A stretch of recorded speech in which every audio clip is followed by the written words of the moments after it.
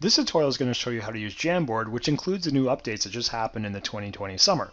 So the first thing, when you want to get to Jamboard, if you just add a new tab to the Google homepage, if you go to the waffle up here, where your Google apps are, you can scroll down and you can see there's Jamboard right there. The other way to get there is if you just want to click in jamboard.google.com, you can get there just as quick as well.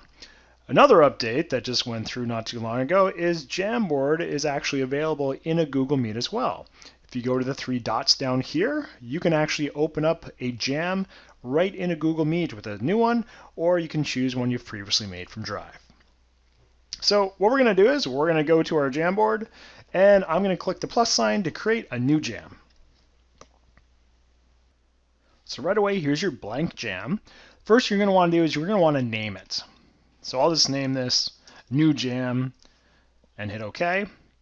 Now the nice thing is once you get it in there, you're going to find it in your Google Drive as well. So I'm just going to refresh my page. So the minute you create a jam, it'll appear in your Google Drive, but it's going to come in just as a separate file. You might want to make a folder and start putting all your jams in there just so you can keep things organized. So back to Jamboard. Let's look at the things you can do. So number one, you can change the background. So this is just a white background now, but I have options like putting in lines, or I can do a certain color. It's totally up to you what you want to do. I'm going to change mine to white. So let's go through the tools. You have the pen tool here. When I click on it, it gives me the pen, but if I click it again, it gives me a couple color options and also different things like a paintbrush or highlighter. So if I'm in here, I can go in and I can start writing whatever it is I want. Right now I'm just using the mouse, but if you have a touchscreen or the kiddos have a touchscreen Chromebook, they can use their finger on there as well and choose pretty much however they want to do stuff. Right below it you have an eraser. This eraser I'm not a big fan of because it's just a tiny eraser and you have to kind of go in and do all that, and watch, I'm going to start erasing this accidentally.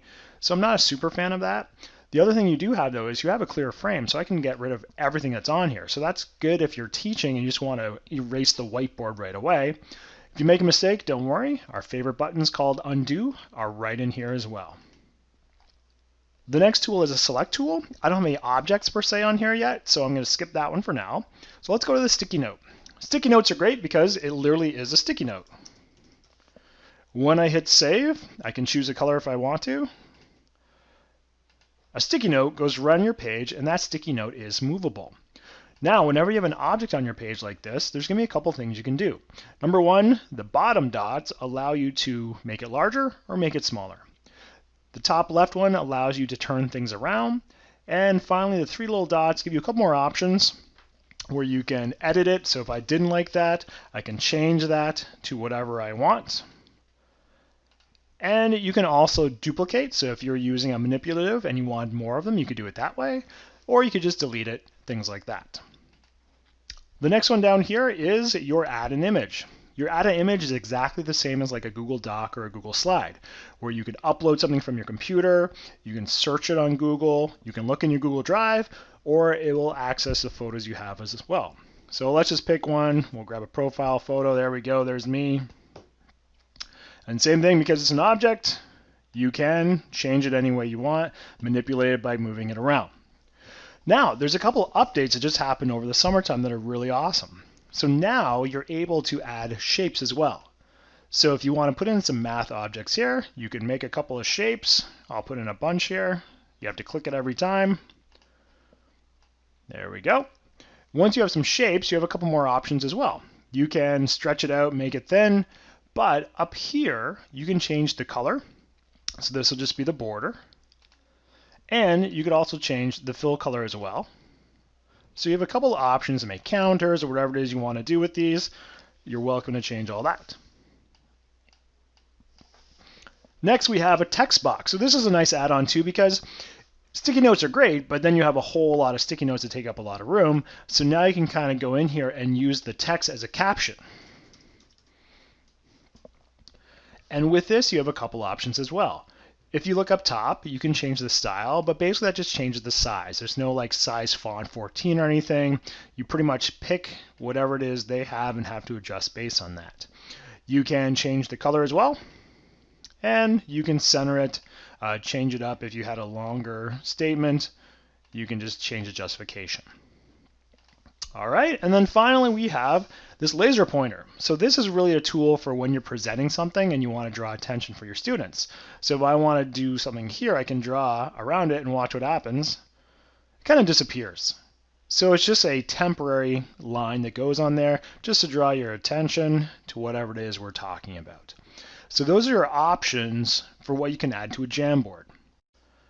Now that I have this little bit of a jam created, what else could I do? Well, you're not stuck with just one slide. What if I want to add more slides? Up top, I can go click Next Frame, and this will allow me to add multiple frames. So if I want student work on here, or if I have more work to do, I can add as many frames as I want. So once this is ready, what are some other things we can do with this? Well, first off, notice there's a big share button. That's really important because right now this is only private to me. So by going to share, I can add people in here, and notice we're connected right to the directory. And I can choose their ability to either just look at it or be an editor. The other thing I can do is just share the link just like a regular Google Doc.